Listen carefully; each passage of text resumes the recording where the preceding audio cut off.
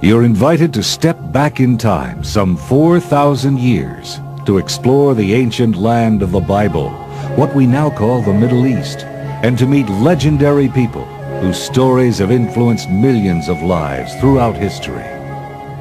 You'll see how God leads Abraham to his ultimate test of faith. Will he sacrifice his son at the Lord's command? You'll meet Abraham's son Isaac, whose twin sons Esau and Jacob, in a lifetime of conflict, battle for their birthright and their father's blessing. And you'll meet Jacob's handsome and compassionate son Joseph, sold as a slave into Egypt by his brothers, who eventually becomes one of the most powerful men in the court of Pharaoh. These are tales of intrigue, full of twists and turns, lies and deceptions, drama and passion. They are an integral part of history's most revered work of literature, the Bible. First, the story of Abraham and Sarah. We'll travel from the ancient Babylonian city of Ur, which is in modern-day Iraq, north to the city of Haran, in the region we now call southern Turkey, and then finally south into the land of Canaan, today part of Israel and Lebanon. This episode marks a great turning point in biblical history as God singles out one man and his family to receive his special revelation, care, and promises. What was so special about Abraham and Sarah, who were chosen to give birth not only to a great nation, but also to one of the most inspirational spiritual revolutions of all time? Actually, Abraham and Sarah were quite human, and even though he questioned and from time to time challenged the will of God, Abraham continued to exhibit faith, gratitude, and a unique loyalty to God on such a monumental scale that he deserves to be called, as he is, the father of us all.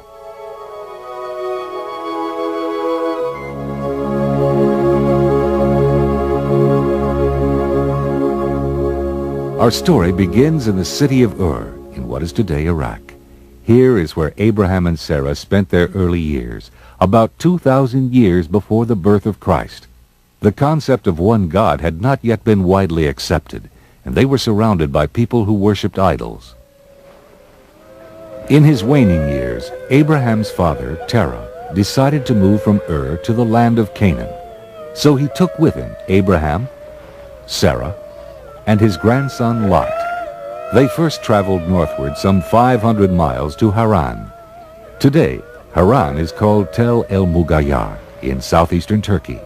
They settled there, and that is where Terah died. As the years went by, Abraham and Sarah lived an ordinary pastoral life, but there remained a tremendous void in their lives. They were never able to have children.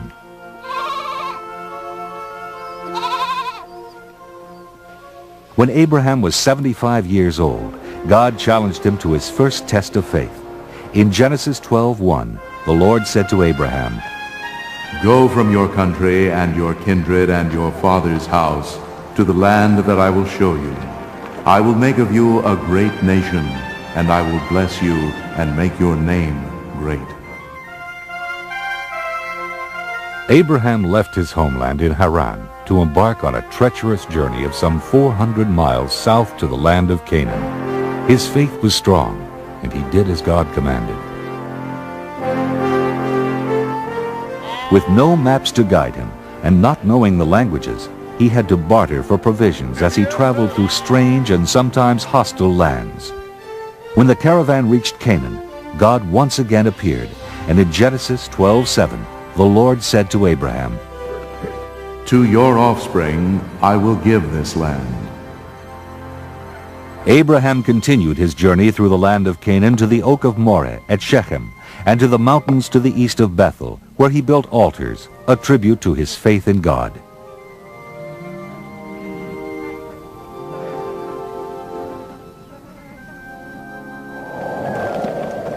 As time passed, however, Abraham's faith appeared to waver.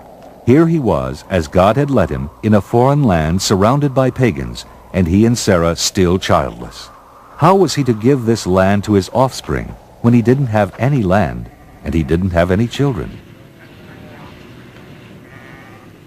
And to make matters even worse, a severe famine swept through Canaan. Abraham and Sarah could not survive if they were to remain in Canaan.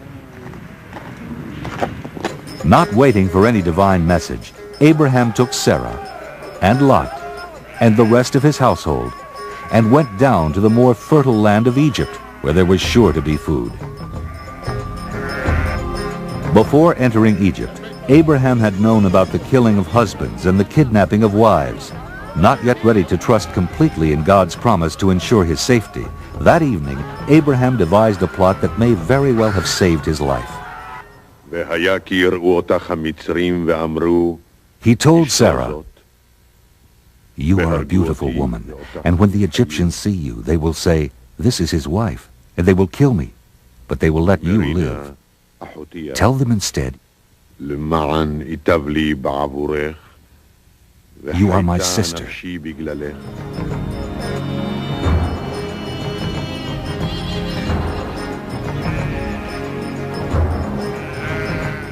Just as Abraham had feared, the caravan was stopped as they entered Egypt.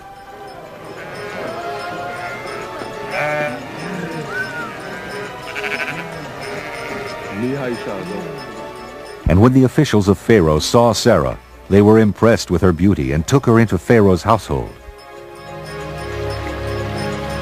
She was prepared for her introduction.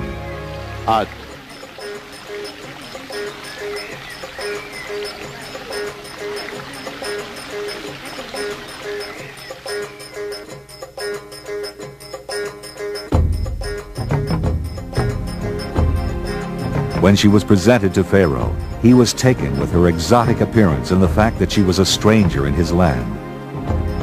Of course, he had no idea that she was the wife of Abraham. Pharaoh had been told she was unmarried, and he took her for his wife. What was Sarah to do? She could not protest, for to do so she would have endangered Abraham. As time went on, the pleased Pharaoh rewarded Abraham with generous gifts. Gifts of camels, sheep, oxen, slaves, and donkeys.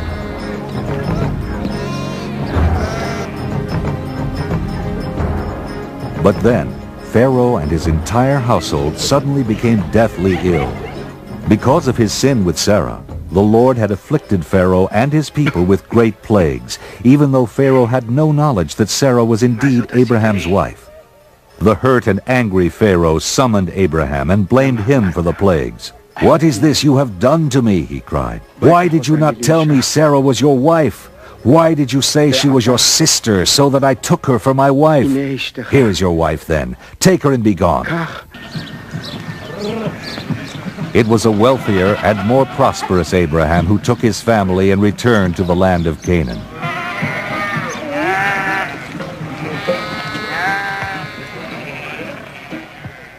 By then, Abraham and Lot, who was with him, owned so much cattle that their herdsmen were fighting each other for choice grazing lands. Eliezer! Lot! In a generous gesture befitting the benevolence of a true patriarch, Abraham took Lot to a point overlooking the land and said, "Let there be no strife between you and me, and between your herders and mine, for we are kindred. Is not the whole land before you? Separate yourself from me. If you take the land to the left, then I will take the land to the right. Or if you take the right, I will go to the left." The young Lot chose the better site, the rich and fertile land of Jordan, described in the Bible as well-watered everywhere, like the garden of the Lord, like the land of Egypt. So Lot settled among the cities of the plain and moved his tent as far as Sodom, and Abraham settled in Canaan. In Genesis 13:14, the Lord said to Abraham, Raise your eyes now and look from the place where you are, northward and southward and eastward and westward. For all the land that you see, I will give to you and to your offspring forever. I will make your offspring like the dust of the earth, so that if one can count the dust of the earth, your offspring also can be counted. Rise up, walk through the length and breadth of the land, for I will give it to you. Abraham led his household through the land of Canaan and eventually set up his tents in Mamre, as he was commanded by God. Here Abraham built an altar to the Lord. It was there that this patriarch of peace was drawn into battle. In the valley of Siddim, in the area near the southern end of the Dead Sea, near the peninsula of Al-Isam, a mighty war was being waged. The armies of the kings of Sodom and Gomorrah were routed by their enemies. The people of Sodom and Gomorrah fled to the hills, while the enemy took all their goods and provisions. And along with them, they took Abraham's nephew Lot as a prisoner. One of the soldiers who had escaped came and told Abraham that Lot had been taken captive. That night, Abraham assembled the men of his house, according to the Bible, 318 of them, and took off after the enemy. Abraham's army caught up with them, and under the cover of darkness, they attacked. The surprised enemy was routed and defeated. Abraham rescued Lot and brought back all the goods that had been taken. For his heroism and his deeds in battle, Abraham was honored and blessed by Melchizedek, the king of Salem, an early name for Jerusalem, who is referred to in the Bible as a priest of God Most High, and Abraham gave him a tenth of everything.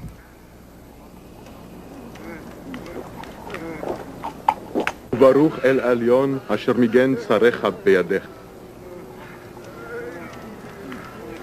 But when the grateful king of Sodom offered to let Abraham keep all the goods he had recovered in battle, Abraham declined. He took nothing. He said to the king of Sodom, I have sworn to the Lord, God Most High, maker of heaven and earth, that I would not take a thread or a sandal thong or anything that is yours, so that you might not say, I have made Abraham rich. That night, the word of the Lord came to Abraham in a vision. In Genesis 15:1, the Lord said to Abraham, Do not be afraid, Abraham. I am your shield. Your reward shall be very great.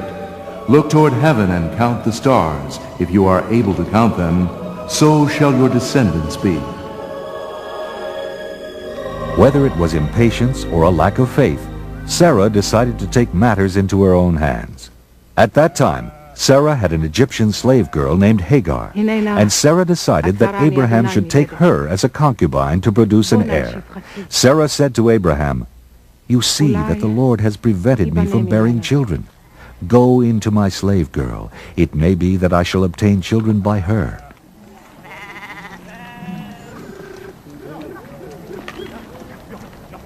So after Abraham had lived 10 years in the land of Canaan, Sarah took Hagar, her slave girl, and gave her to her husband Abraham as a wife.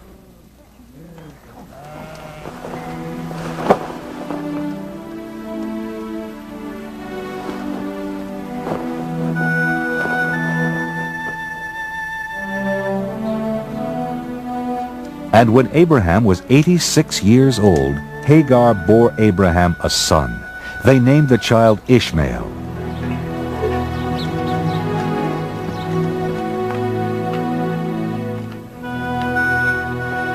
"13 years later, when Abraham was 99, God once more appeared and repeated his promises to Abraham. This time, however, he also added a ritual requirement. In Genesis 17:4, God said, As for me, this is my covenant with you. You shall be the ancestor of a multitude of nations. I will make you exceedingly fruitful, and I will make nations of you, and kings shall come from you. And I will give to you and to your offspring after you the land where you are now an alien, all the land of Canaan for a perpetual holding. Every male among you shall be circumcised when he is 8 days old, and it shall be a sign of the covenant between me and you.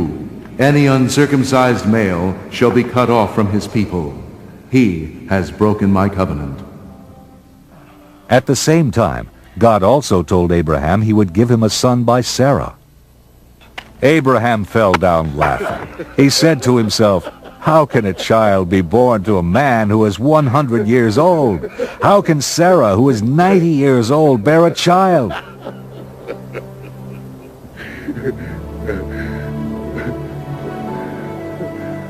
Abraham then pleaded that God might recognize his son Ishmael. Lo Ishmael, Oh, that Ishmael might live in your sight.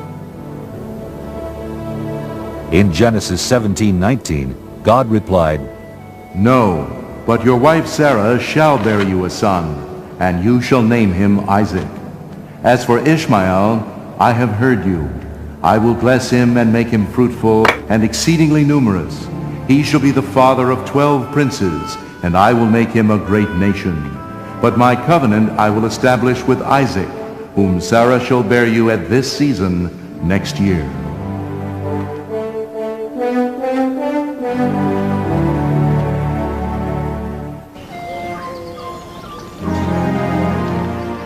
That very day, Abraham, with his son Ishmael, and all the men of his household were circumcised.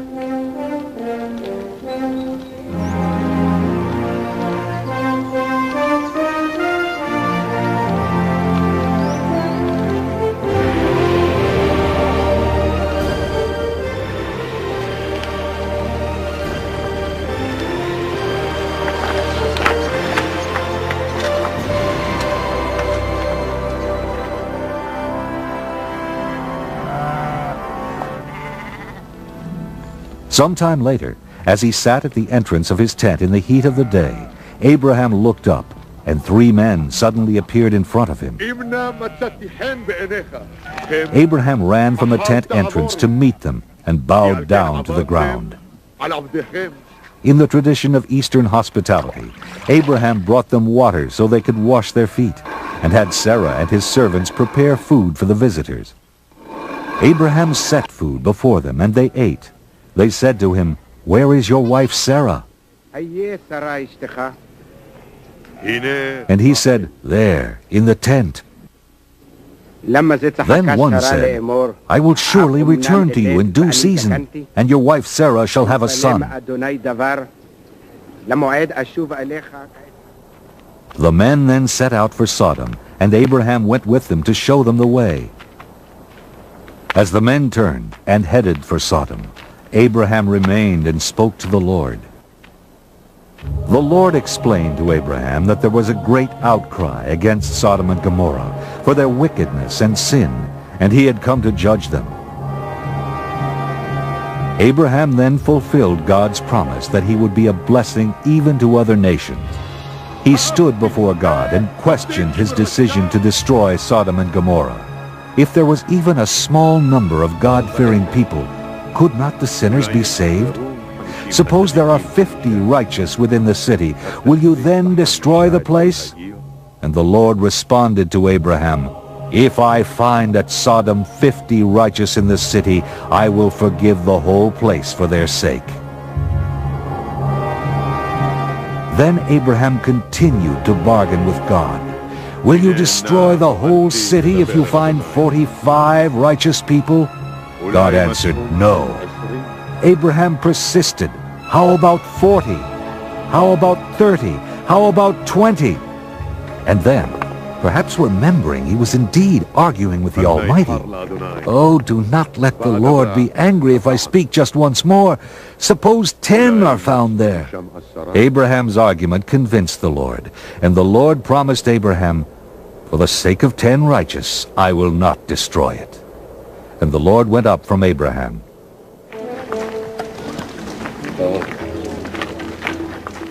That evening, as the 2 angels arrived in Sodom, Lot, Abraham's nephew, was sitting in the gateway. He greeted them and urged them to wash and rest and feast in his home, which they did. But before they could lie down to rest, all the men of the city, young and old, surrounded the house and shouted to Lot, "Where are the men who came to you tonight? Bring them out to us so that we may know them."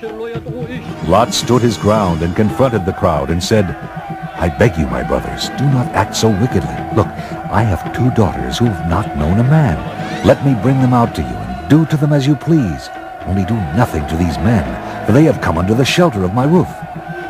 But the mob would have none of that. "Stand back," they yelled. "This fellow came here as an alien and he would play the judge? Now we will deal worse with you than with them." Then they pressed hard against Lot and came near the door to break it down.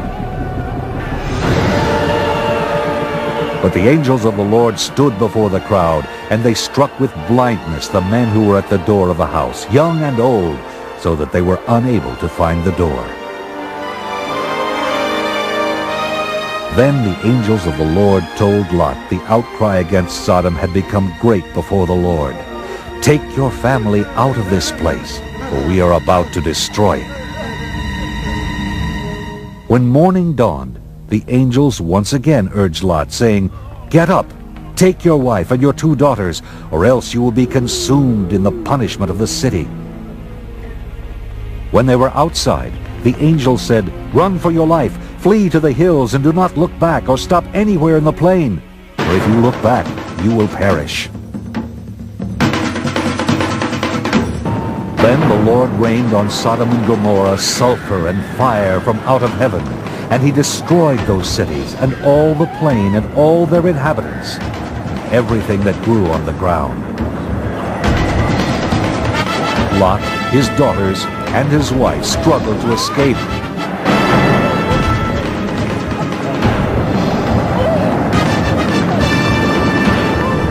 But Lot's wife behind him could not resist the temptation. She looked back and became a pillar of salt.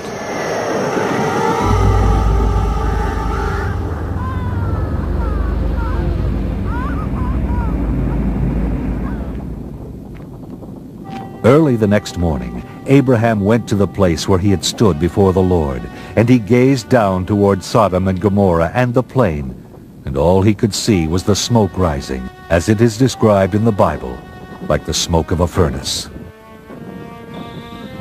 Lot escaped to the hills and lived in a cave with his 2 daughters. Worried that they would have no children, the older daughter said to the younger, "Come, let us make our father drink wine, and we will lie with him, so that we may preserve offspring through our father." So they made their father drink wine that night, and the older daughter went in and lay with her father. He did not know when she lay down or when she rose.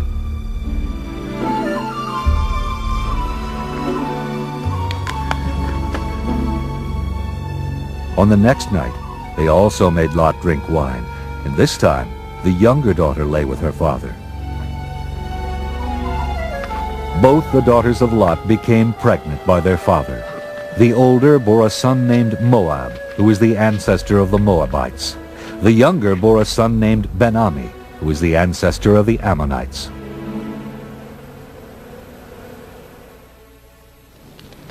The Lord did for Sarah as he had promised. Sarah conceived and bore Abraham a son, and Abraham gave him the name Isaac.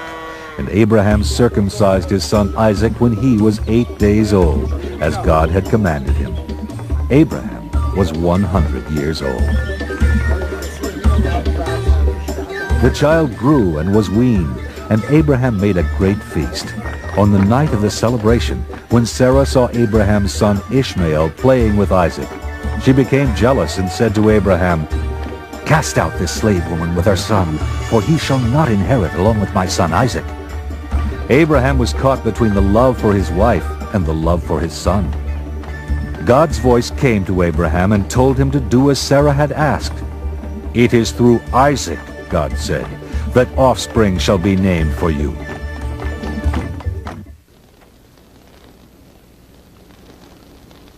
So Abraham rose early in the morning and took bread and a skin of water and gave it to Hagar. He sent her away along with Ishmael.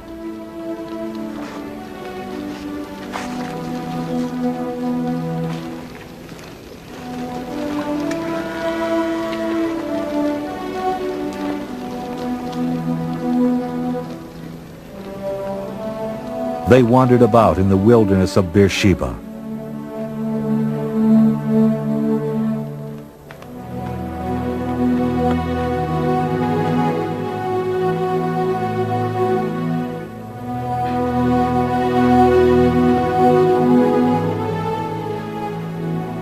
When the water in the skin was gone, she left the boy and sat down opposite him a good way off, for she had not the heart to listen to his cries and watch him die. "Do not let me look on the death of the child," she cried. God heard the cries of Ishmael, and the angel of God called to Hagar from heaven and said to her, "Do not be afraid, for God has heard the voice of the boy where he is. Come, lift up the boy and hold him fast with your hand, for I will make a great nation of him." Then God opened Hagar's eyes, and she saw a spring of water. She took some in her hand and gave Ishmael a drink.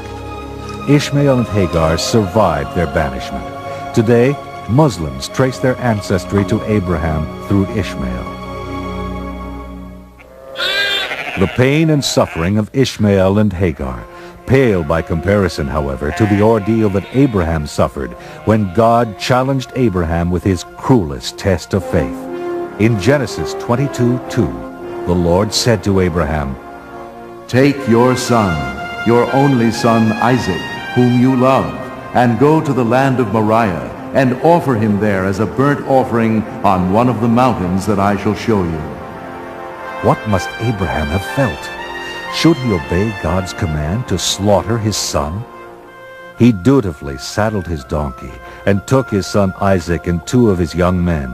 He cut the wood for the burnt offering and went to the place that God had shown him. On the 3rd day of their sad journey, they reached the place God had chosen for the sacrifice.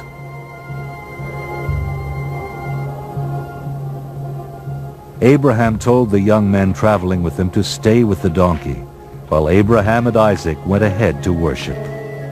"We will come back to you," said Abraham. Abraham carried the fire and the knife, while Isaac carried the wood.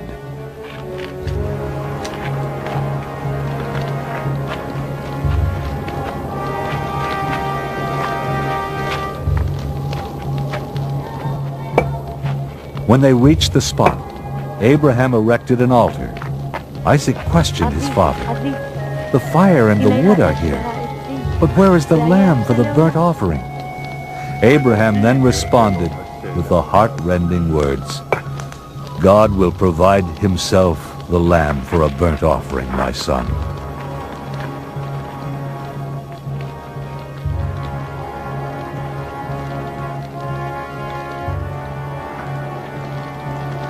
When Abraham had completed the altar, he seized his son Isaac and tied his limbs together, as he would ritually tie the limbs of a sacrificial animal. He laid Isaac on the pyre.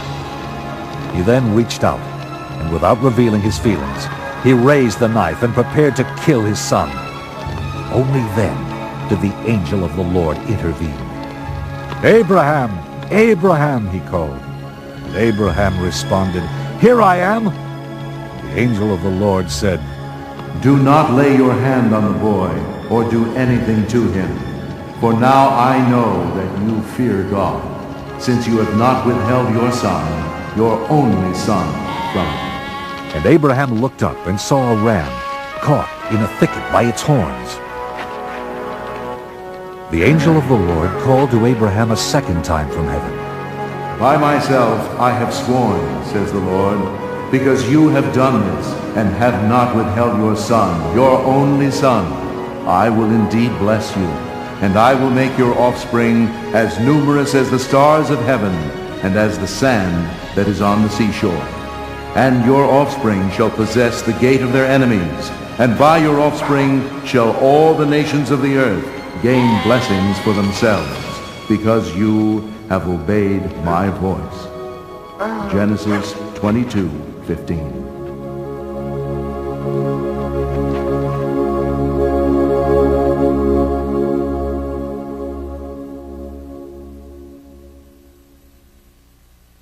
The story of Abraham and Sarah ends, and the story of Isaac, Jacob, and Esau begins in the land of Canaan, in the land we now call Israel. Scholars of the Bible often compare the life of Isaac with the life of Jesus, their miraculous births, and their unquestioning obedience at the time they were called upon to be sacrificed. Here is where those extraordinarily similar events took place, in Bethlehem, Jerusalem, Mamre, and Moriah, separated by 2,000 years and less than 50 miles. According to the Old Testament, Isaac's mother, Sarah, died when she was 127 years old in Hebron, in the land of Canaan. Abraham, Isaac, and her loved ones mourned and wept, and buried her in a cave facing Mamre. 3 years later, when Isaac was 40 years old, Abraham ordered his oldest, most trusted servant to find a wife for Isaac. In the tradition of the times, Abraham had him place his hand under his thigh and made him swear by the Lord that he would not choose a wife for Isaac from the Canaanites among whom they were living. Instead, Abraham wanted his servant to go back to Abraham's ancestral lands in Padan Aram, where he might find a more suitable wife for Isaac. "But suppose the woman doesn't want to follow me back here," asked the servant.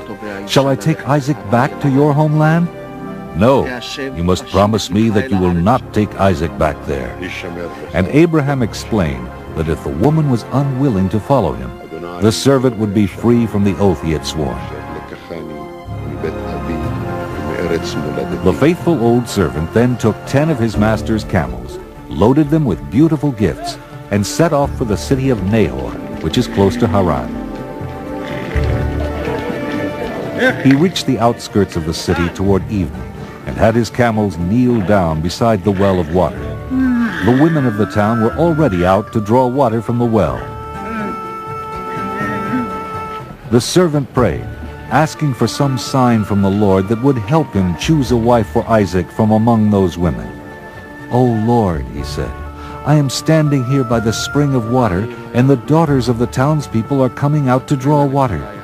When I say, 'Please, let me sip a little water from your jar,' let the one you have chosen for Isaac say, 'Drink, and I will water your camels also.'" Even before he had finished praying, the beautiful Rebekah, daughter of one of Abraham's nephews, appeared with a water jar on her shoulder.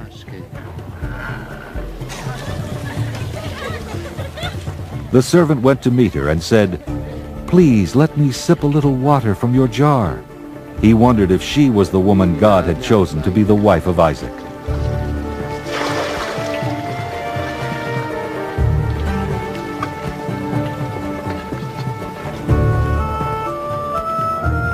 Then Rebekah answered. She answered with a sign from God. "Drink, my lord, and I will draw water for your camels also." The servant knew then that God had chosen Rebekah to be the wife of Isaac, and asked if there was room for him to spend the night in her father's house.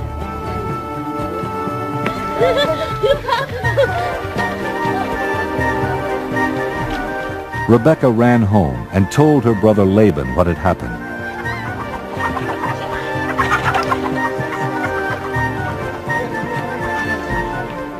And Laban returned to the spring to invite the stranger and his party into their home. Before they ate, the servant told Rebekah's family that he had been sent by Abraham to find a wife for Isaac. And recognizing that the servant was blessed by the Lord, they agreed to let Rebekah leave with him. The next morning, Rebekah and her maids prepared for the long trip back to Canaan. Then they mounted the camels and went with the servant to meet Isaac.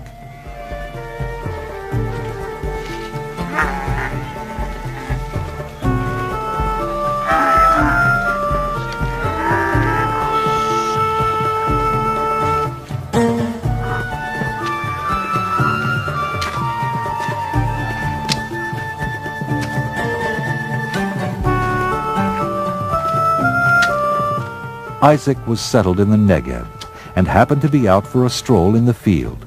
When he looked up, he saw camels approaching and went to meet the caravan. When Isaac and Rebekah saw each other for the first time, it was love at first sight. She slipped quickly from her camel and whispered to the servant, "Who is that man over there, walking in the field to meet us?" The servant said, "That is my master, Isaac." Rebekah quickly covered herself with her veil, as was proper for a maiden. The servant then introduced Rebekah to Isaac and told him everything that had happened on his trip, how he prayed for a sign from the Lord, and how the beautiful Rebekah gave him that sign. Rebekah and Isaac fell very much in love and were married, and there was a great celebration. In Genesis 24:67, the Bible tells us, Then Isaac brought her into his mother Sarah's tent. He took Rebekah, and she became his wife, and he loved her. So Isaac was comforted after his mother's death.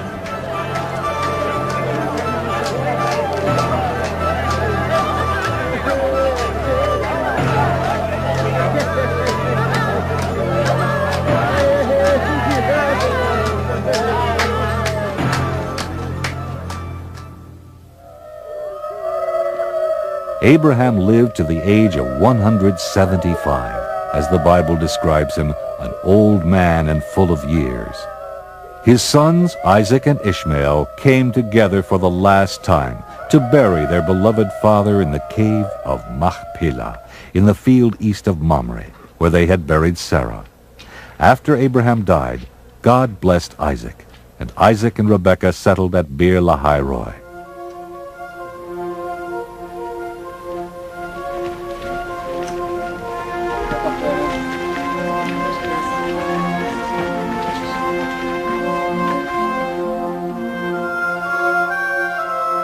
After 20 years of marriage, Rebekah finally became pregnant.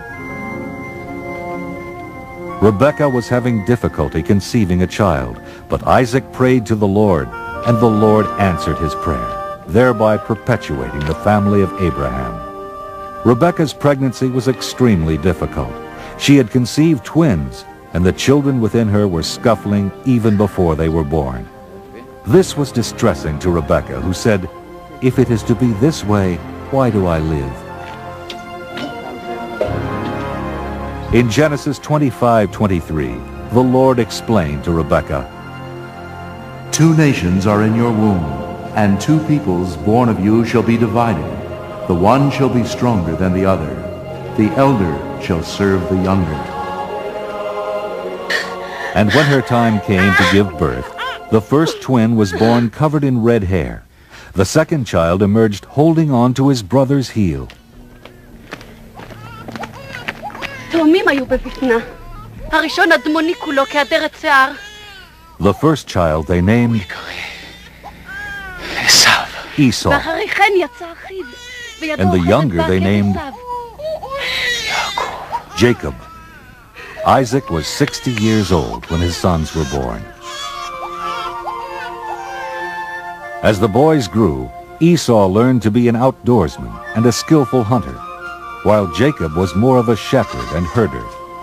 Esau became his father's favorite, and Jacob was his mother's. And as the years went by, the brothers grew their separate ways, and when they were young men, something happened that drew them even further apart. One day, when Jacob was cooking a stew, Esau staggered back from the field, exhausted and starving. "Let me eat some of that red stuff, for I am famished," said Esau.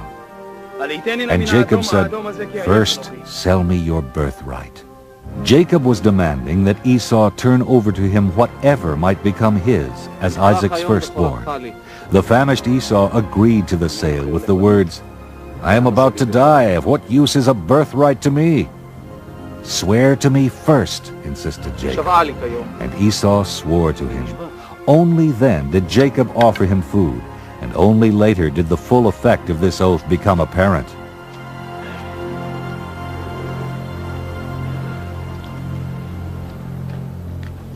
When a famine came to the land, Isaac considered going to Egypt, where he knew there would be food, as his father Abraham had done before him.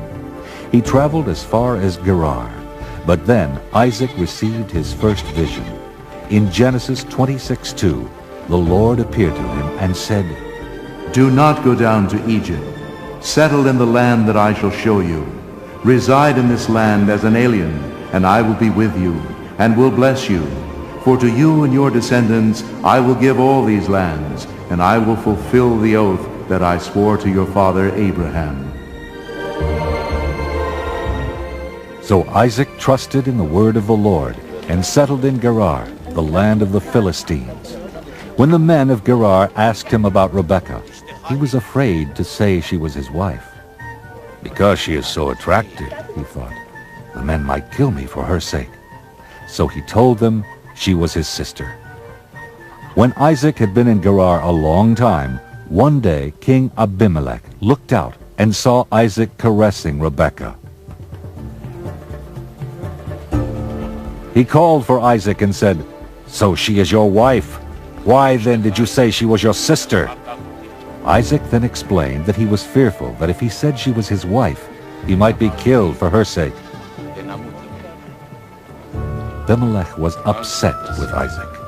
"What have you done to us? One of the people might easily have lain with your wife, and you would have brought guilt upon us."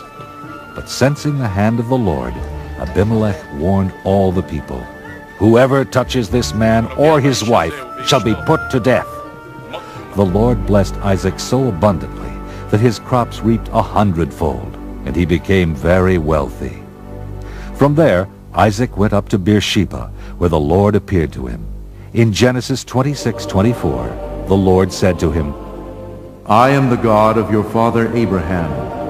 Do not be afraid, for I am with you, and will bless you and make your offspring numerous for my servant Abraham's sake. In Genesis 27:1, we read of Isaac as old and rather feeble. His eyes were dim so that he could not see. He called to his firstborn and favorite son, Esau, for he wanted to give him his blessing. To understand the full impact of this story, it is important to know that according to ancient belief, blessings or curses were powerful acts because they had the power to produce the intended results. A blessing, once given, could neither be withdrawn nor given to another, for it came from God. Here is where God's prophecy to Rebekah before her sons were born is fulfilled. The elder shall serve the younger. Isaac told Esau to take his weapons and hunt game, and then prepare a savory dish for him before he gave him his blessing. Rebekah overheard Isaac's instructions to Esau and quickly devised a plan so that Jacob, her favorite son, would receive the blessing from Isaac. She told Jacob to choose 2 choice kids from the household flock and bring them to her, so that she might prepare savory food for Isaac. She then explained to Jacob, "You shall take it to your father to eat, so that he may bless you before he dies." But Jacob was fearful that his father would see through the deception. "Look," he said, "my brother Esau is a hairy man, and I am a man of smooth skin. If my father were to feel me, he would know I was Jacob, not Esau, and he'd bring his curse upon me rather than his blessing." "Let your curse be on me," she said. "Obey my word and get them for me."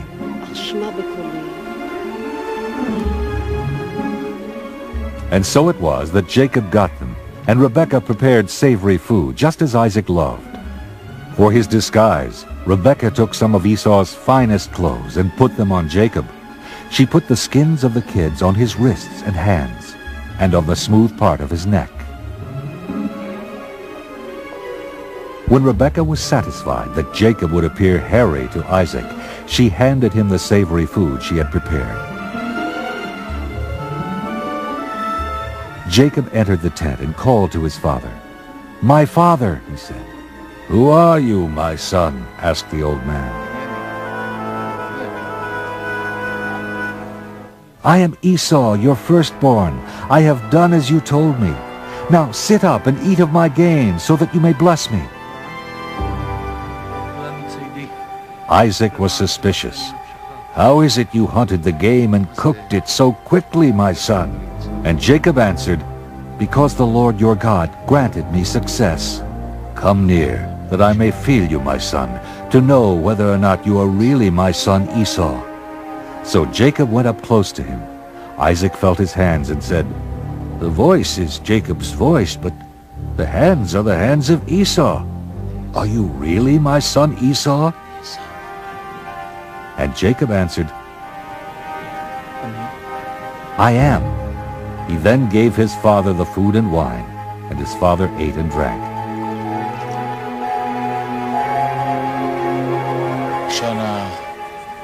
After having eaten, Isaac said to Jacob, "Come near and kiss me, my son." Jacob came near and kissed him, and Isaac smelled the smell of Esau's clothing. And now Convinced he was Esau, he gave Jacob his blessing.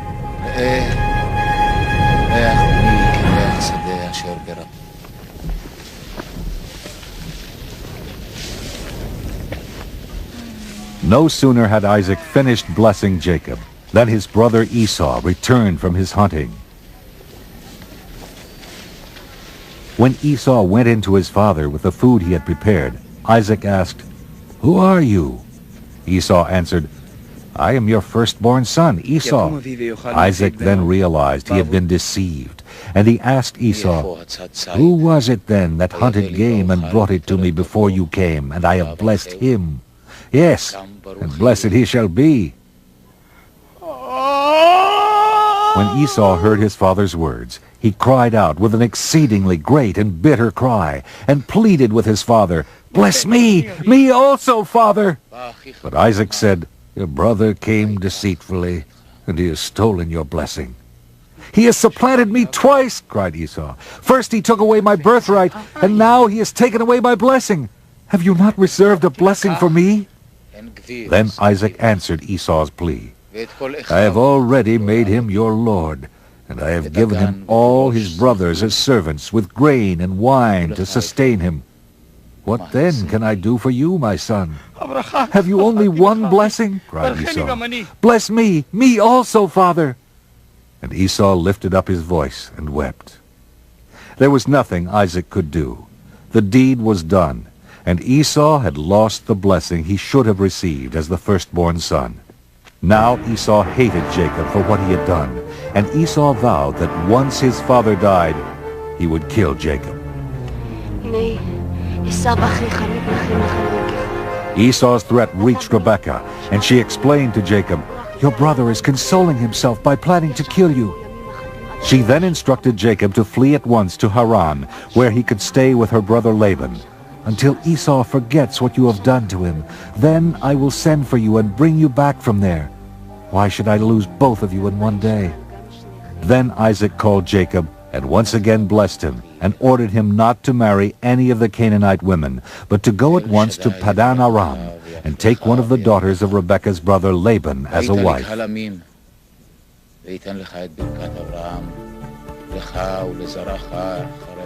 Jacob then left Beersheba and headed toward Haran, and it was on this journey that he experienced an astonishing heavenly vision.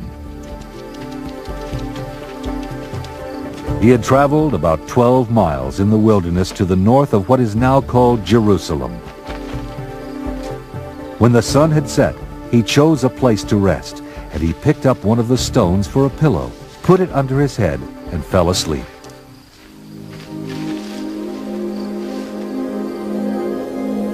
He dreamed there was a ladder suspended between heaven and earth, and the angels of God were ascending and descending on it. And the Lord stood beside him. And in Genesis 28:13, he said to Jacob, "I am the Lord, the God of Abraham your father, and the God of Isaac. The land on which you lie I will give to you and to your offspring. And your offspring shall be like the dust of the earth. And you shall spread abroad to the west, and to the east, and to the north, and to the south. And all the families of the earth shall be blessed in you and in your offspring. Know that I am with you, and will keep you wherever you go, and will bring you back to this land, for I will not leave you until I have done what I have promised you." When Jacob awoke from his sleep, he said, "How awesome is this place! This is none other than the house of God, and this is the gate of heaven." He anointed with oil the stone upon which he had slept, setting it apart for God's use, and named the place Bethel, meaning house of God. He also vowed to give God 1/10 of his earnings, or a tithe, if he were, as God had promised, to return safely to Canaan.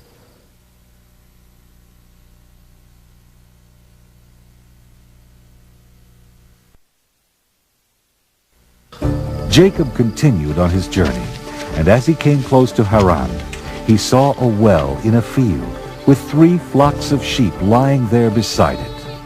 There was a huge stone on the mouth of the well, And in the evening, when all the flocks were gathered, the shepherds together would remove the stone, water the sheep, and then replace the stone.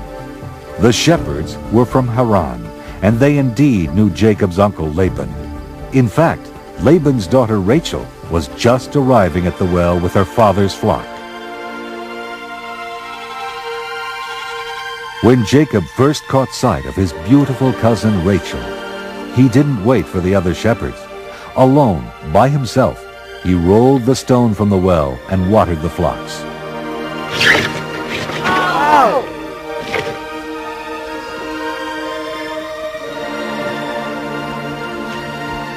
Rachel was immediately taken with the stranger, as he was with her. Could this be the woman from Haran that Jacob would be taking for his wife?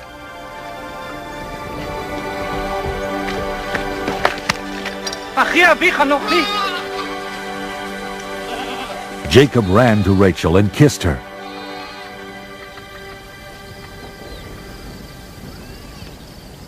He explained he was her father's relative, and she ran home to tell him.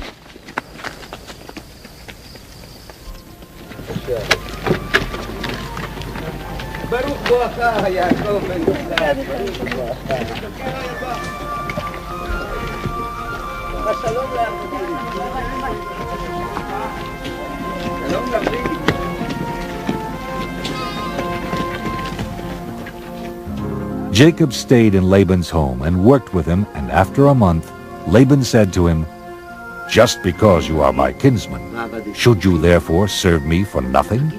Tell me what your wages should be." Now Laban had two daughters.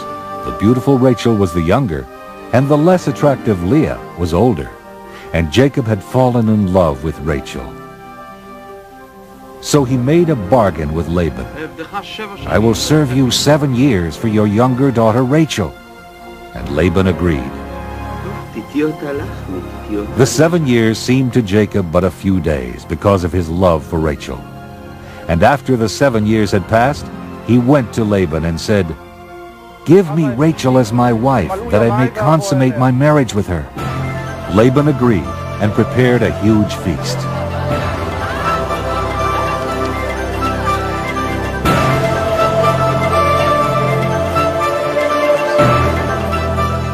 On the wedding night, there was great joy and celebration.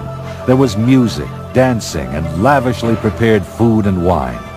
During the ceremony, and in the tradition of the times, the bride was veiled, and what Jacob did not realize was that Laban had tricked him. Behind the wedding veil was not Rachel, whom he loved, but Leah, her sister. For 7 years, Jacob had dreamed about this day, and he was perhaps the most excited of all who had come to celebrate with him. He ate and drank and danced and partied through the day and on into the night. Not for one moment did Jacob suspect that Laban would deceive him. He had no reason to doubt that he was marrying his first love, Rachel. And on his wedding night, he thought he had taken Rachel into his tent. Jacob did not discover until the next morning that he had consummated the marriage not with Rachel, but with her older sister Leah. He was devastated. "What is this you have done to me?" cried Jacob to Laban. "Did I not serve you for 7 years for Rachel?" Laban calmly explained that local custom required that the older daughter be married first. However, he told Jacob if he would finish the bridal week with Leah, he would give him Rachel, if he would serve him for another 7 years. Jacob agreed. After the week with Leah, Jacob married Rachel and served his uncle another 7 years.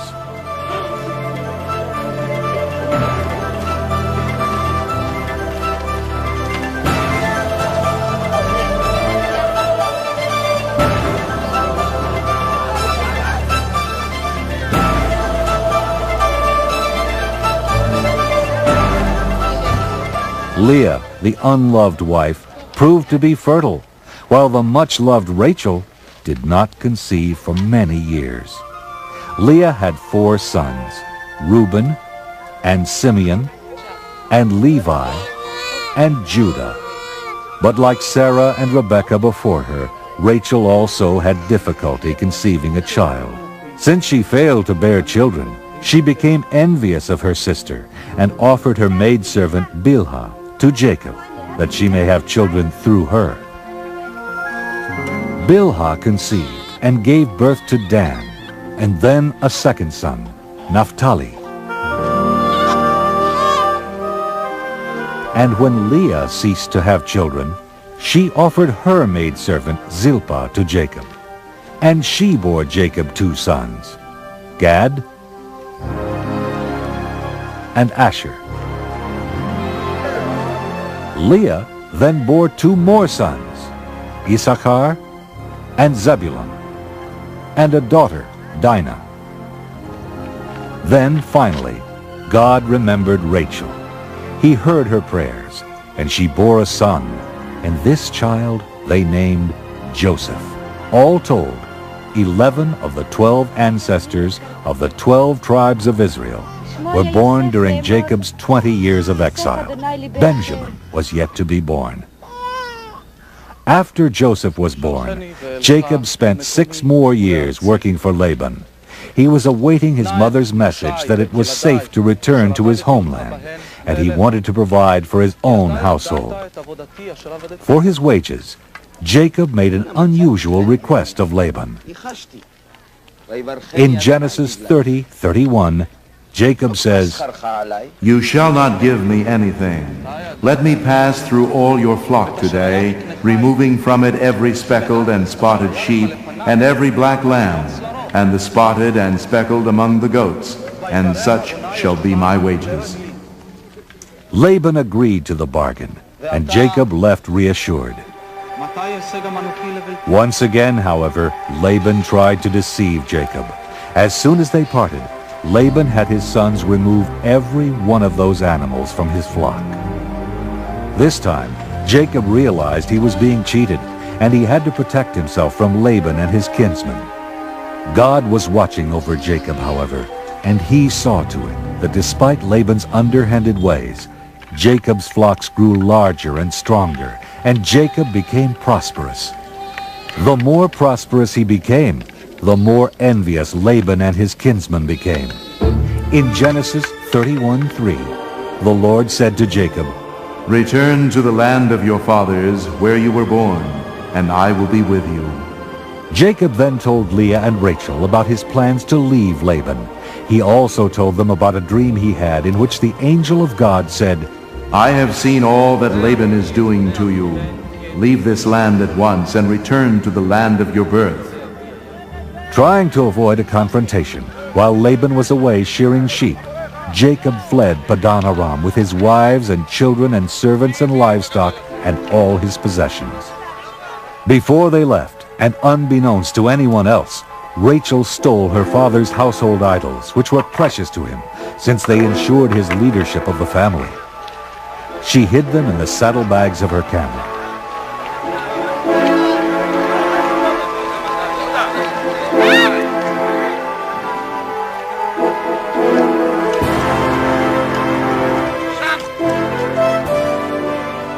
Three days later, when Laban returned, he was furious. He pursued Jacob for 7 days and finally caught up with him in the hill country of Gilead, west of the Euphrates River.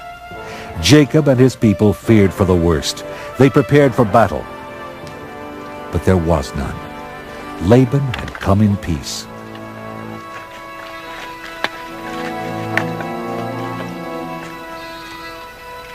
He was not looking for a fight, as much as he was looking for an explanation. Not only was Laban insulted that Jacob had left secretly, not even allowing him to kiss his daughters and grandchildren goodbye, but he was further upset by the idea that Jacob had stolen his teraphim, the images of his household gods. Jacob was indignant at having been accused of stealing the idols. He not only swore he didn't have the idols, but he also promised he would kill anyone found with them. He invited Laban to search the camp.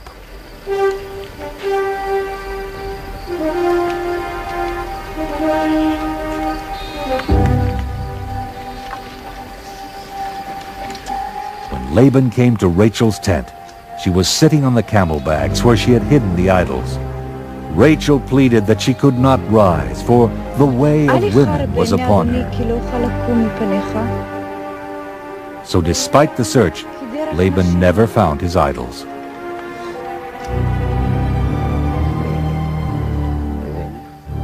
Afterwards, Jacob and Laban made a pact of peace.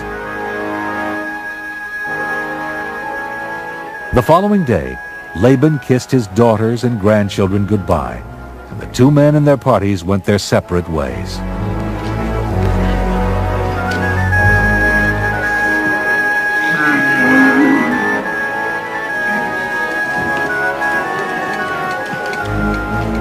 Even though he had avoided a battle with Laban, Jacob still had his brother Esau to deal with.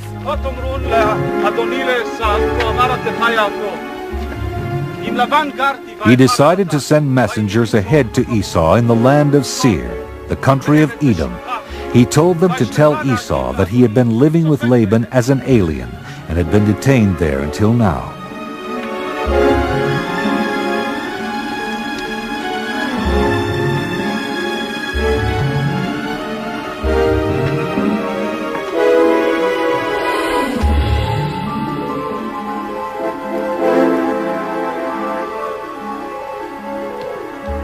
When the messengers returned, they told Jacob that Esau was fast on his way to meet Jacob, and he was coming with 400 men.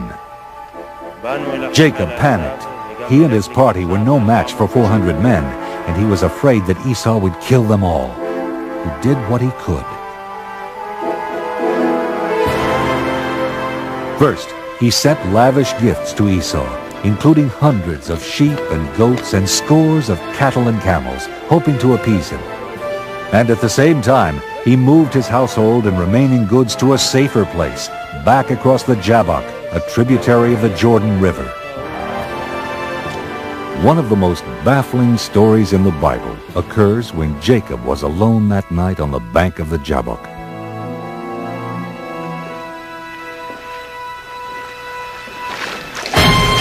Suddenly, he found himself wrestling in the dark with a mysterious stranger. Religious scholars for generations have debated the significance of this wrestling match. Does it symbolize the Israelites' persistent struggles with the Lord and the divine blessing it earned?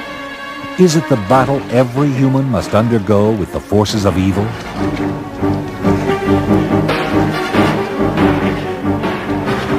In any event, Jacob and the stranger wrestled until the break of dawn, and when the stranger saw that he could not bring Jacob down, he struck Jacob's hip at its socket and sprained it. Nevertheless, Jacob eventually dominated the struggle. At daybreak, the man said, "Let me go!" But Jacob replied, "I will not let you go unless you bless me." In Genesis 32:28, the man replied, You shall no longer be called Jacob, but Israel, for you have striven with God and with humans, and have prevailed. Before the sun rose, the stranger left. As Jacob limped away, he realized he had come face to face with God and survived. To this day, many Israelites do not eat the thigh muscle that is on the hip socket, for that is where Jacob was struck.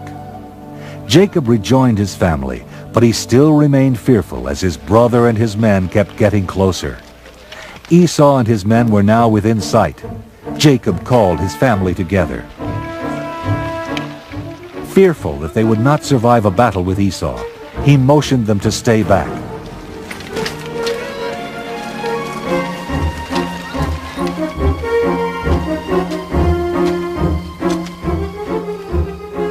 When Esau came closer, Jacob bowed to the ground 7 times. The two brothers, who had not seen each other for over 20 years, approached each other. Jacob's fears of Esau were unfounded, for his forgiving brother ran joyously toward him, embraced him, and kissed him.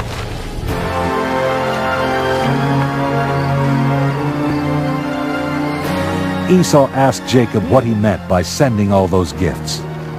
And Jacob replied, "To find favor with my Lord." But Esau said, I have enough, my brother. Keep what you have for yourself. But Jacob insisted, and Esau finally accepted the gifts.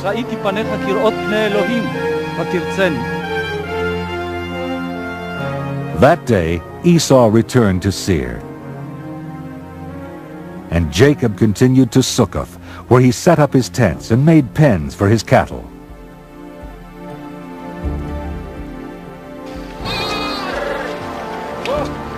Many years later, Jacob finally arrived safely at Shechem in the Promised Land, the land of Canaan, and he set up camp within sight of the city.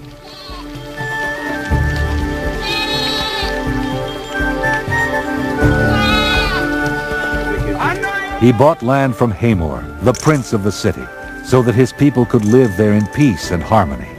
And he set up an altar to the God of Israel.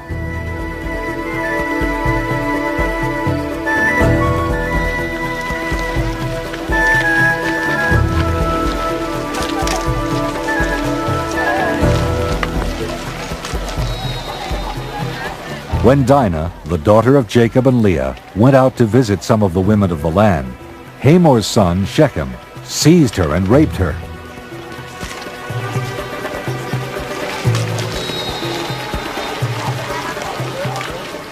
When Jacob heard that his daughter had been defiled, he held his peace until his sons returned home from the fields. When they heard their sister had been raped, Jacob's sons were angered and seethed with indignation. Shechem's behavior was an outrage and could not be tolerated. Hamor tried to appeal to the sons, telling them that Shechem had his heart set on marrying Dinah.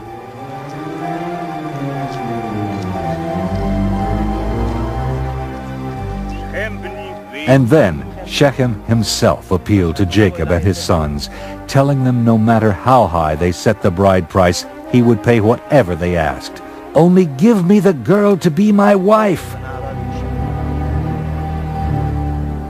We cannot do this thing, replied the brothers, to give our sister to one who is uncircumcised, for that would be a disgrace to us. Only on this condition will we consent to you, that you will become as we are, and every male among you be circumcised. But if you will not listen to us and be circumcised, then we will take our daughter and be gone.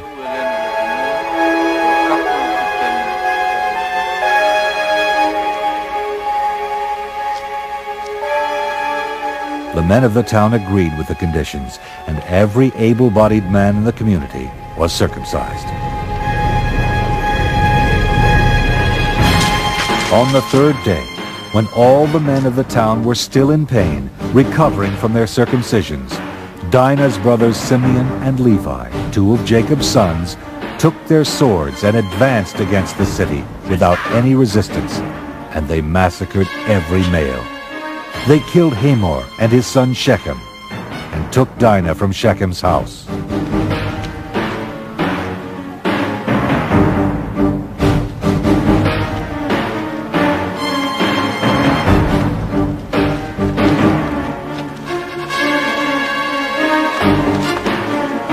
Then the other sons of Jacob followed up the slaughter and continued to sack the city of Shechem.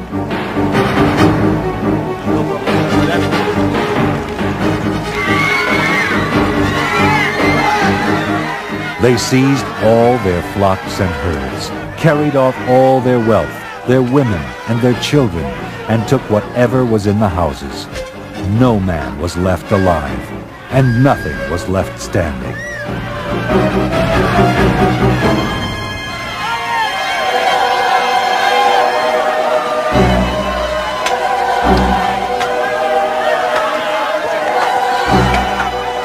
Jacob was gravely disturbed. He told Simeon and Levi they had brought great trouble to him and his family by making him odious to the inhabitants of the land.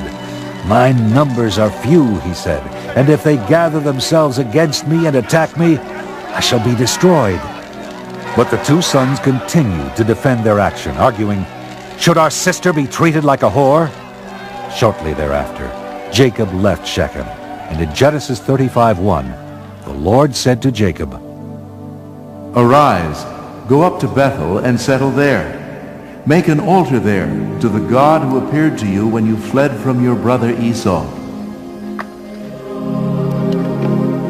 So Jacob and all his people journeyed to Bethel in the land of Canaan. There, on the site of the vision of the angels on the ladder, he restored the altar he had built 20 years earlier. Once again, God appeared to Jacob and blessed him. In Genesis 35:9, God said to Jacob, Your name is Jacob. No longer shall you be called Jacob, but Israel shall be your name. I am God Almighty. Be fruitful and multiply. A nation and a company of nations shall come from you. The land that I gave to Abraham and Isaac I will give to you, and I will give the land to your offspring after you. Even after all these years, Isaac was still alive, and Jacob decided to visit him. On the journey, Rachel went into labor, not far from Bethlehem, where 2,000 years later, and just a few miles away, Jesus was born.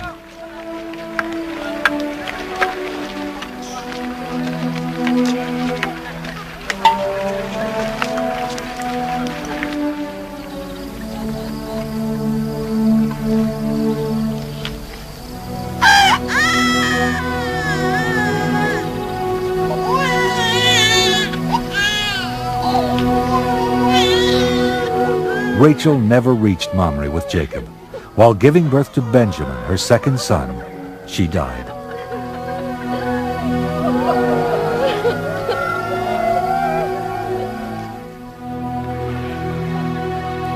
Jacob continued his sad journey.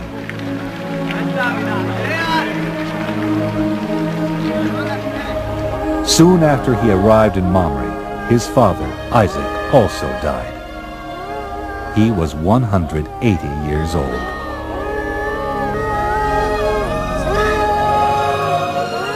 Esau and Jacob, his twin sons, buried him and never saw each other again. Except for his final years, Jacob lived the rest of his life in Canaan. In modern times, the name given him by God reappeared. In 1948, when the Jews of Palestine declared their independence, they named their new state after Jacob. They named it Israel. Now the story of Joseph and his brothers, which takes us from Israel to the land of Egypt.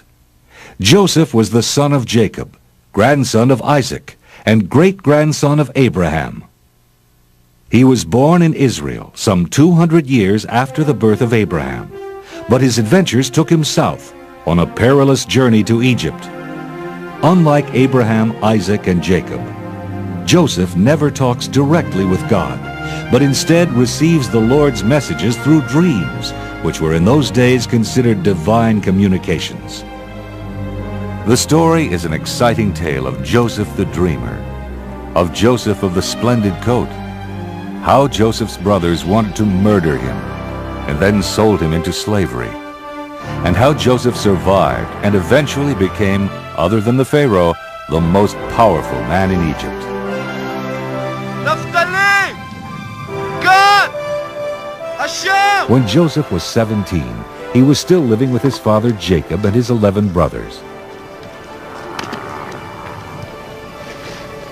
As you remember, Jacob had 12 sons, 6 by his first wife Leah, Reuben, Simeon, Levi, Judah,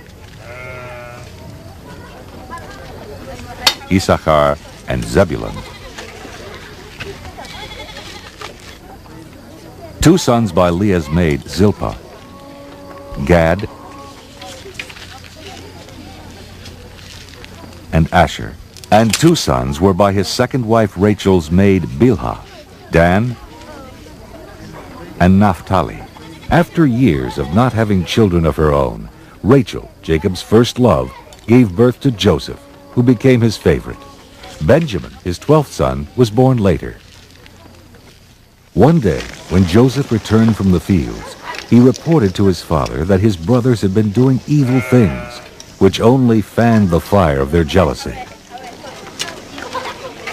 Except for Benjamin, the brothers already disliked Joseph because he was their father's favorite son. To symbolize his favored position in the family, Jacob had made Joseph a beautiful coat of long sleeves, the coat of many colors. In such a coat, Joseph could not do manual labor as his brothers did. They wore only the drab, sleeveless coats of common shepherds, while Joseph's long coat was a constant reminder that their father loved Joseph more than he did them. Their dislike grew to hatred. Throughout history, Joseph has been referred to as the dreamer, and dreams in those ancient biblical times had far more significance than they do today. Many people believed it was one important way in which the supernatural world communicated with us, a way that God talked to people. This was extremely important in the life of Joseph. One day, he was out in the field with his brothers when he had a dream. In Genesis 37:6, he told his brothers, Listen to this dream that I have dreamed. There we were, binding sheaves in the field. Suddenly my sheaf rose and stood upright. Then your sheaves gathered round it and bowed down to my sheaf. And his brothers said to him, Are you indeed to reign over us? Are you indeed to have dominion over us? And so they also despised him, because of his dreams and his words.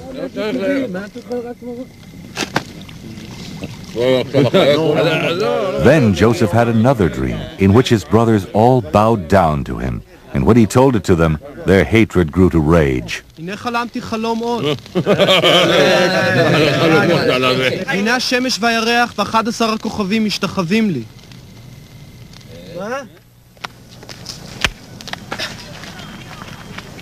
לוי! שמעון! So it was that when they were out tending the flock one morning, and they saw Joseph approaching in his elegant coat, they said, Let's kill him and get rid of him once and for all. תלכו ונארגל ונשלחהו לאחד הבורות ואמרנו כחיה רעה חלת הוא.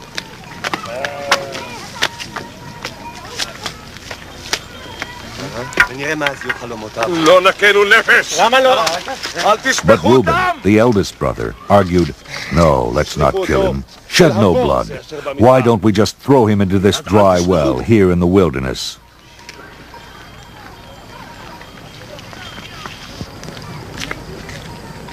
Reuben's plan was that when the brothers had all gone, he would come back and rescue Joseph and return him to his father. So that's what they did. They grabbed Joseph and tore off his coat and threw him down the deep pit.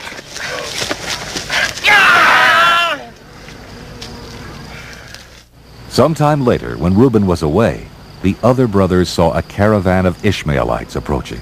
And Judah said, What's the profit in slaying our brother? After all, he's our own flesh. Why don't we just sell him to the Ishmaelites?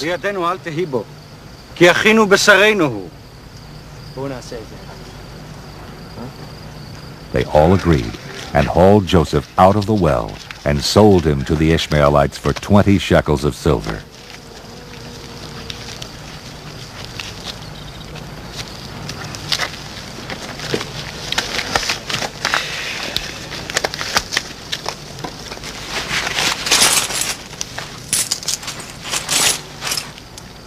Then they decided to cover up their crime by killing a goat and dipping Joseph's beautiful coat in the blood to make it look as though Joseph had been killed by a wild animal.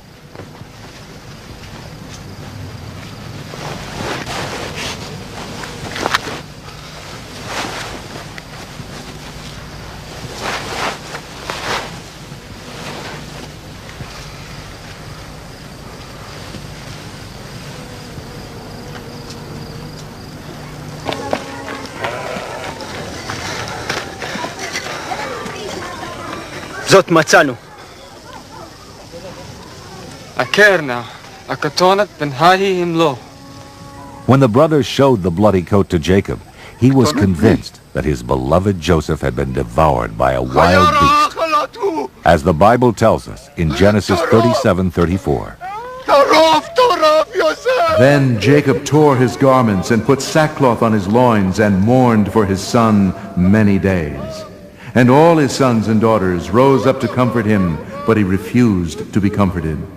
Thus his father wept for him. אל בני הבן שולה!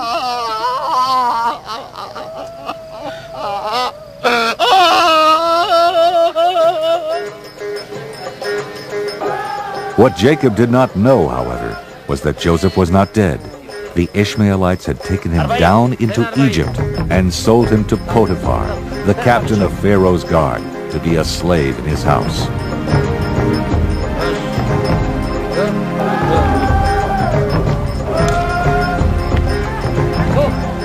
God, however, continued to watch over Joseph, as we learn from Genesis 39:2.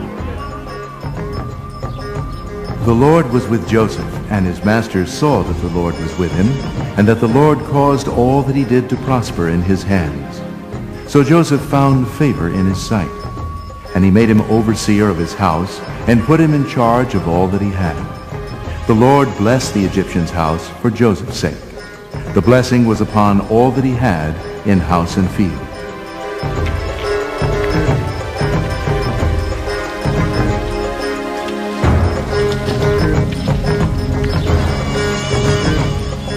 Now Joseph was handsome and good-looking, and after a time his master's wife cast her eyes on Joseph and said, "Lie with me." But Joseph refused and said to his master's wife, "Look, with me here my master has no concern about anything in the house, and he has put everything he has in my hand. He is not greater in this house than I am, nor has he kept back anything from me except yourself, because you are his wife. How then could I do this great wickedness and sin against God?"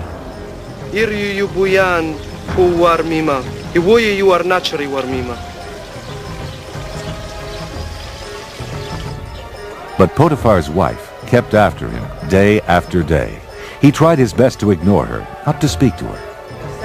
One day, however, when he was in the house working and there was no one else around, she caught him and held on to his garment and commanded him once again to come lie with her.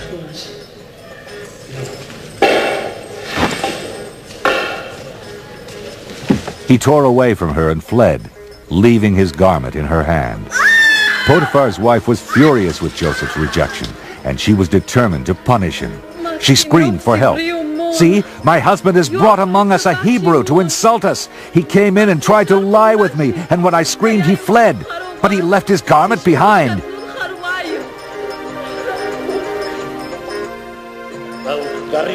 She told Potiphar the same story when he came home, and Potiphar became enraged.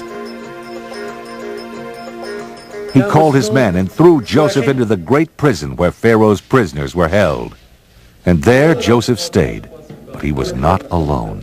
The Lord was with him, as we are told in Genesis 39:21. The Lord was with Joseph and showed him steadfast love. He gave him favor in the sight of the chief jailer.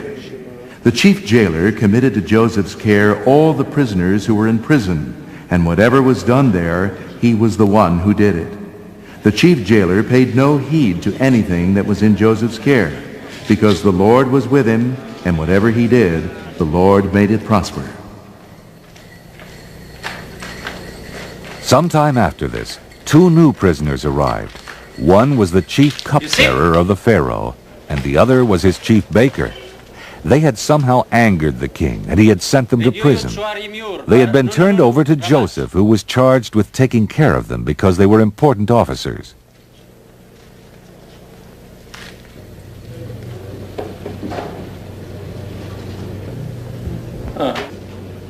One night, both of these new prisoners had troubling dreams, all the more troubling since dreams were considered messages from God.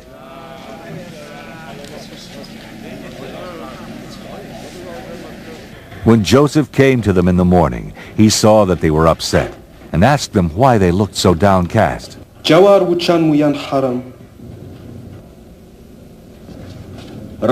They told him that they had dreams, but they had no one to interpret them. And Joseph told them, with God's help, he would interpret their dreams. The chief cupbearer told him that he had dreamed of a vine with 3 branches, and that the branches blossomed and then ripened into clusters of grapes.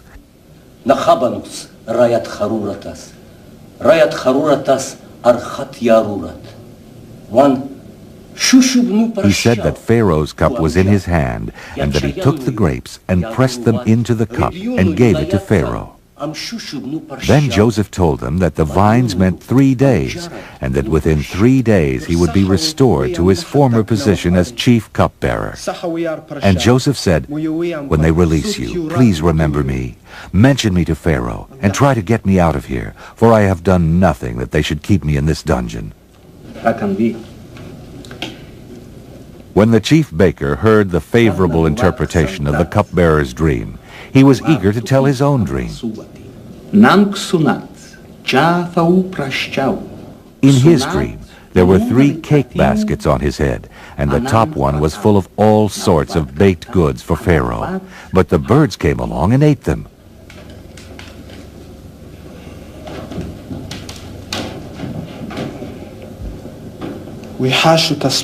And Joseph said, "This is the interpretation. The 3 baskets are 3 days.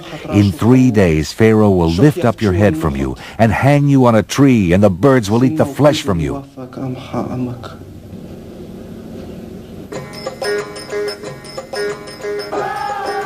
3 days later, it was Pharaoh's birthday, and he made a great feast for all his servants. The chief cupbearer and the chief baker were brought out of prison and knelt before him.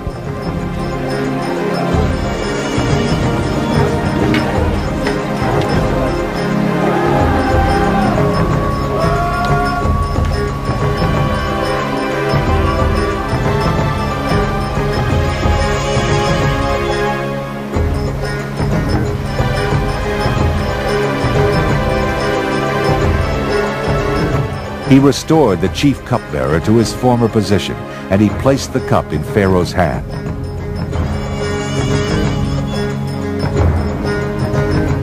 But as Joseph had predicted, he condemned the chief baker to death, and the birds gathered to eat his flesh. Joseph, meanwhile, remained in prison. The cupbearer had forgotten Joseph's request.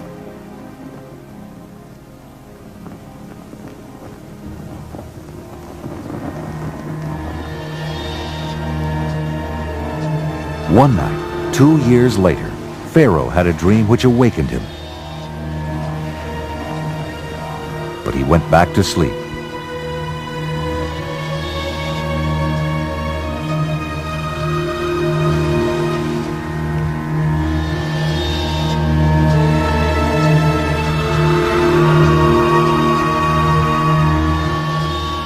And that same night, he had a second dream. In the morning, the 2 dreams troubled him so much, he sent for all the magicians and wise men of Egypt to explain what the dreams had meant. But none of them could interpret the dreams. It was then that the chief cupbearer remembered Joseph. He told Pharaoh about the young Hebrew slave in prison who could interpret dreams. Pharaoh sent for Joseph.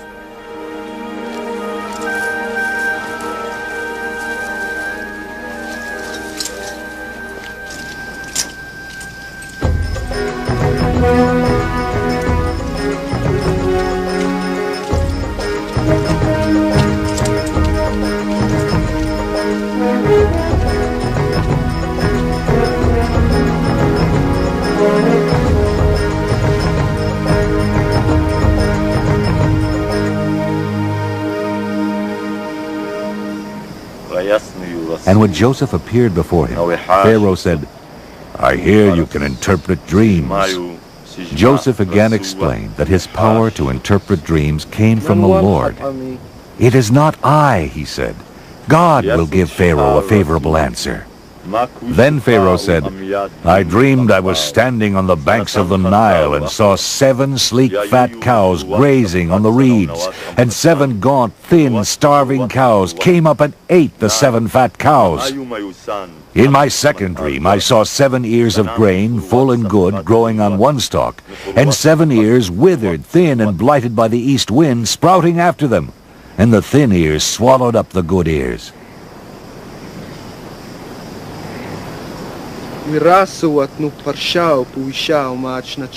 And Joseph explained, Pharaoh's dreams are one and the same.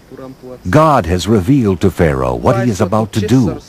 There are 7 years of great plenty throughout all the land of Egypt, and after them there will arise 7 years of famine, and all the plenty will be forgotten. The famine will consume the land, and the doubling of Pharaoh's dream means that the thing is fixed by God, and God will shortly bring it about.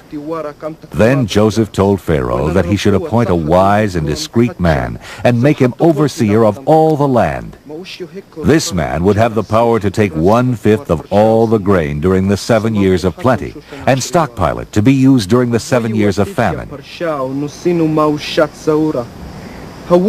Pharaoh thought that would be a good idea, and he also believed that Joseph was the perfect man for the job.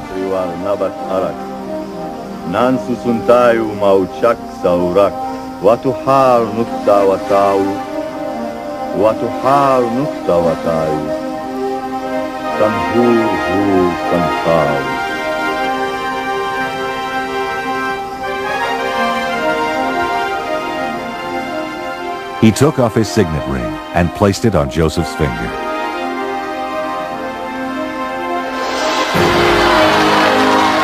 And he gave him Asenath, the daughter of a high priest, to be his wife.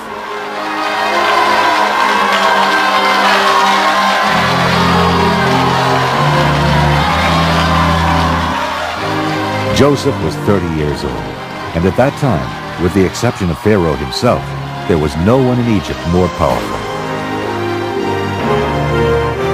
As it happened, events turned out exactly as Joseph had foreseen. In the next 7 years, there was a bountiful harvest every year, and the granaries were full to overflowing, as the Bible says, full beyond measure, thanks to the foresight and diligence of Joseph. So also was Joseph's life full beyond measure. He had gained great prestige, great wealth, and Asenath had given birth to 2 sons. Joseph, however, took no credit for his great success. In Genesis 41:51, Joseph says, God has made me forget all my hardship and all my father's house. God has made me fruitful in the land of my misfortunes.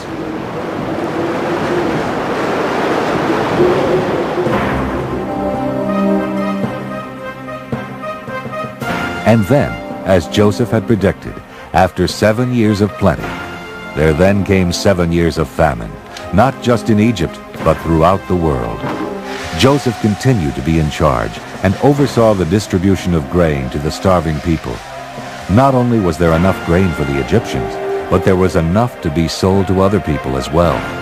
As the Bible says, all the earth came to buy grain from Joseph.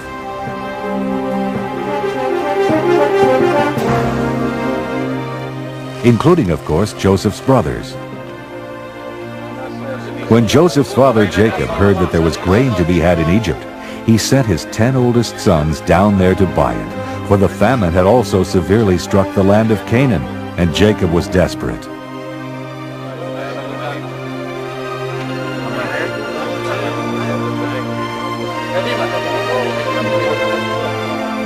Benjamin. He kept Benjamin, his youngest son, by his side because he was afraid that harm might come to him on the journey.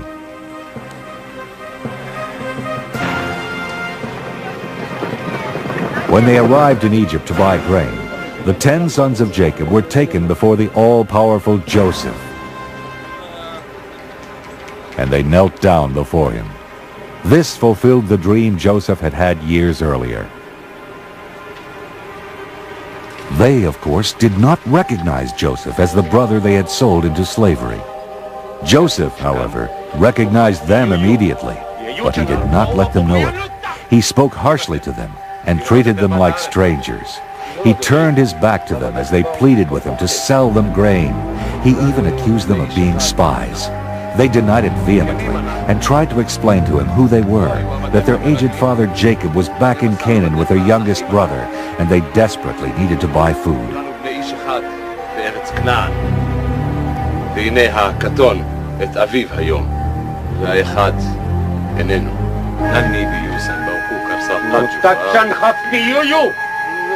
Joseph pretended he did not believe them and threw them into prison. 3 days later, when he felt that they had suffered enough, he went to them and offered them a bargain. "I will put you to a test," he said. "I will sell you the grain, but you must leave one of you here as hostage. Return home and come back with your younger brother, and I shall know you are telling me the truth, and you shall not die."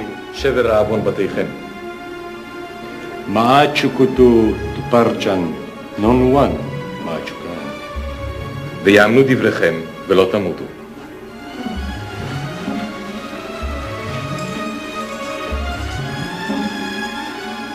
The brothers agreed to do this and argued their predicament among themselves. They did not know that Joseph understood their language, since he had always spoken to them through an interpreter. Reuben said that what they were going through was punishment for what they had done to their brother Joseph so many years ago. "Did I not tell you not to wrong the boy? But you would not listen. Now comes the reckoning for his blood." This was too much for Joseph, and he turned away from his brothers and wept.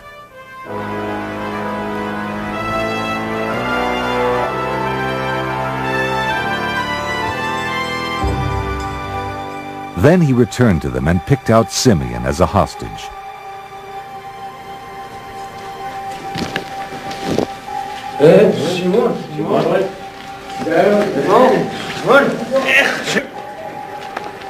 He allowed them to be given grain, and he sent them on their way.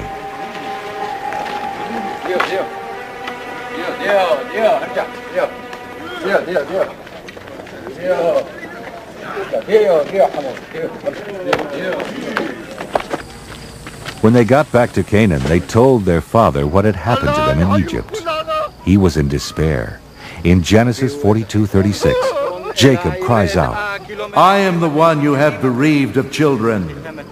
Joseph is no more, and Simeon is no more. And now you would take Benjamin. My son shall not go down with you, for his brother is dead, and he alone is left. But when the grain they had brought from Egypt ran out, and the famine was still severe in the land, the old patriarch realized he had no choice. He would have to send them back to Egypt for more grain, and he would have to send Benjamin with them.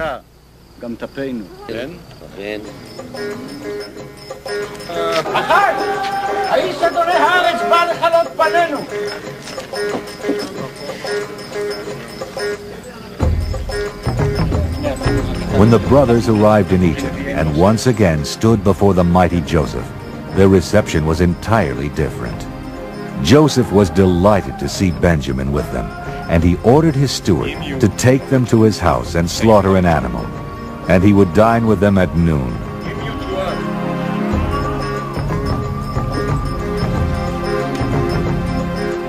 The steward took the men to Joseph's great house, and he brought Simeon out of prison to be reunited with them.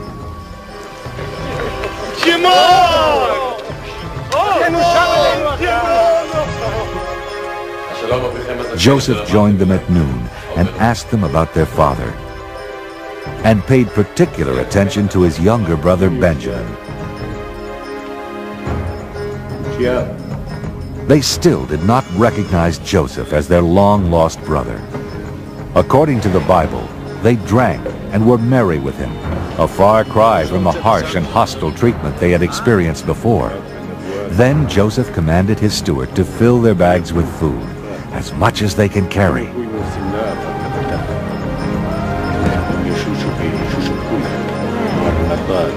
He also took his own silver cup and told the steward to secretly place it on top of the grain in Benjamin's sack.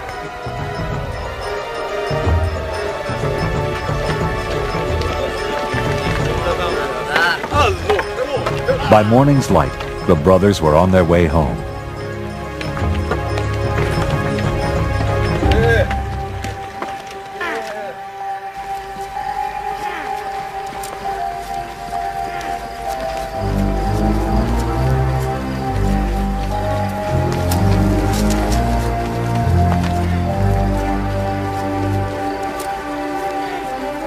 They had traveled only a short distance when they were overtaken by Joseph's steward, who accused them of stealing Joseph's silver cup.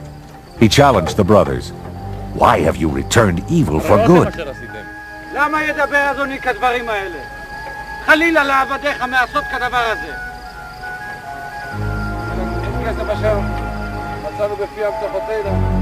Naturally, the brothers were amazed and vehemently denied it.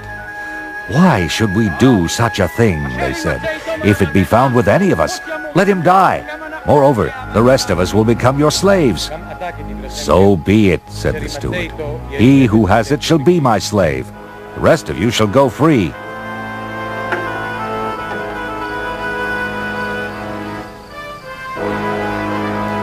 The steward began searching each man's sack, starting with the oldest.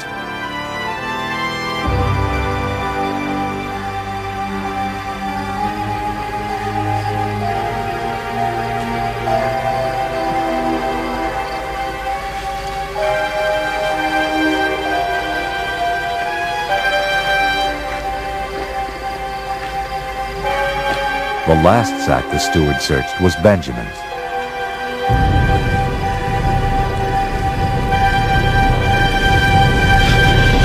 There, of course, he found the silver cup. Seeing this, the brothers cried out and tore their clothes in despair. How could they ever explain this to their father, Jacob? They loaded up their donkeys and returned to the city.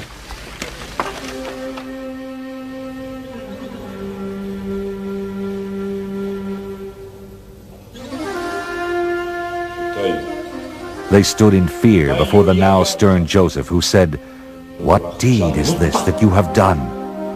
Judah stepped forward and pleaded eloquently with Joseph,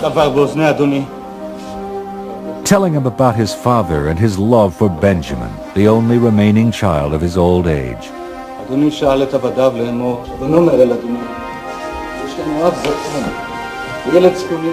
He ended his plea by asking Joseph to let him stay as his slave and let Benjamin go back to his father.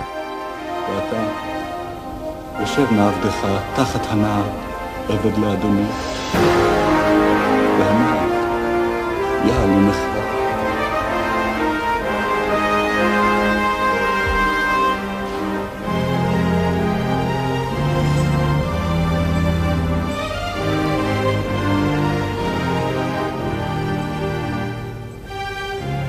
Judah's plea was too much for Joseph.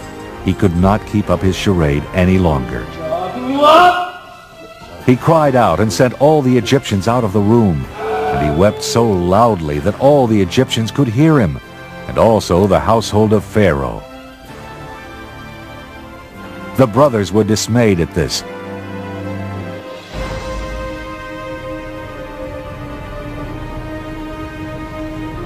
But Joseph said, with great compassion and understanding, in Genesis 45:4, I am your brother Joseph, whom you sold into Egypt.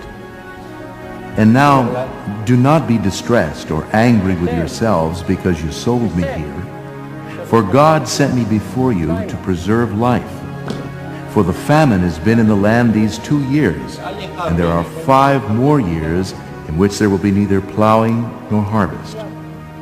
God sent me before you to preserve for you a remnant on earth, and to keep alive for you many survivors. So it was not you who sent me here, but God.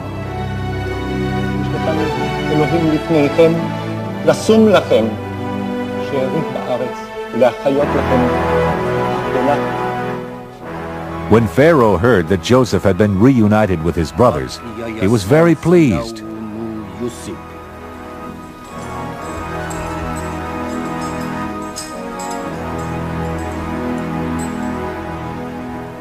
He said to Joseph, "Tell your brothers to load up their donkeys and go back to the land of Canaan, and get your father and all his household and come to me, and I will give them the best land in Egypt, and they will live off the fat of the land."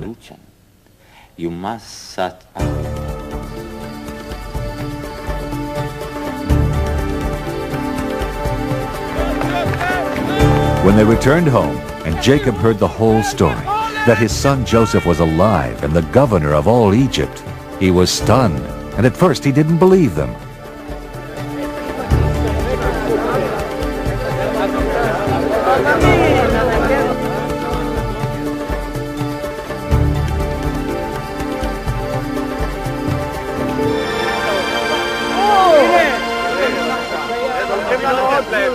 But when he saw all the wagons Joseph had sent to carry them back, he rejoiced and said, "Enough! My son Joseph is still alive. I will go to see him before I die." So Jacob set out for Egypt with 70 members of his household and all their belongings and livestock.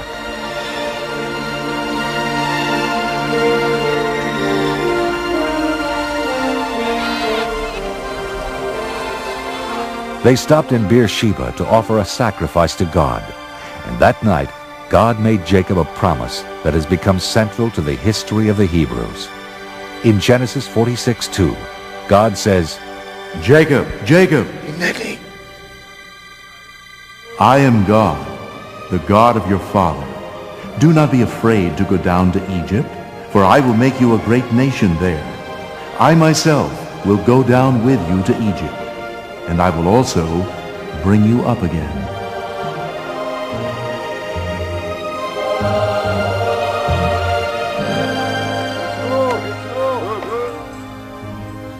When Jacob and his large family arrived in Egypt, Joseph presented him to Pharaoh, and Jacob blessed Pharaoh, and Pharaoh was as good as his word.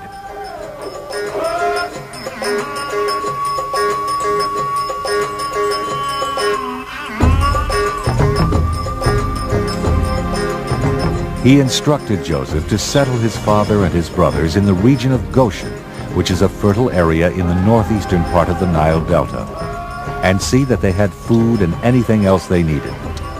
Jacob and his people prospered there, and they were fruitful and multiplied, and Jacob lived in Egypt for 17 years. During that time, Joseph became even more wealthy and powerful. By trading grain for land and services, he effectively abolished private property and established a kind of feudal system that was very profitable for the pharaohs and for Joseph himself.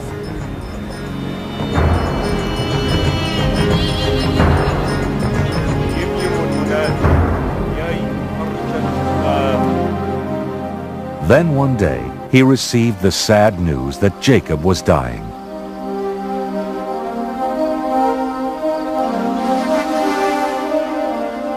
הנה אביך חולה.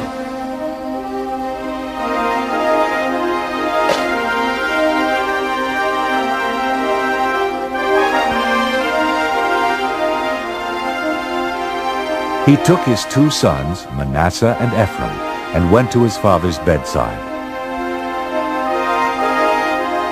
Then Jacob blessed Joseph and his 2 boys.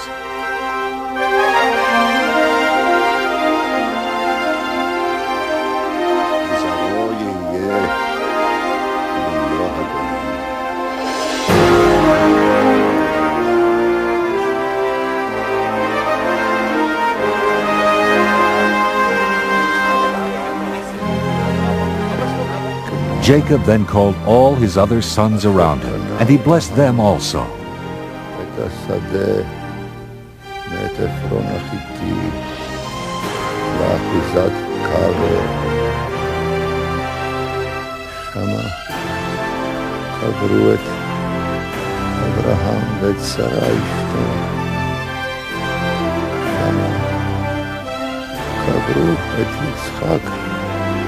את רבקה אשתו, ושמה קברתי את לאה. And then, surrounded by the men after whom the 12 tribes of Israel were named, the patriarch Jacob breathed his last. He was 147 years old.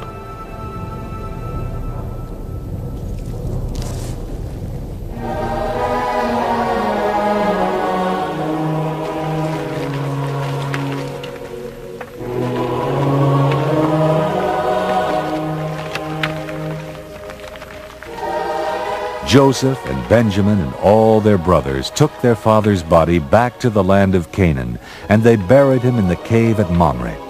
There at Mamre, Jacob, his father Isaac, and his grandfather Abraham would remain together for eternity.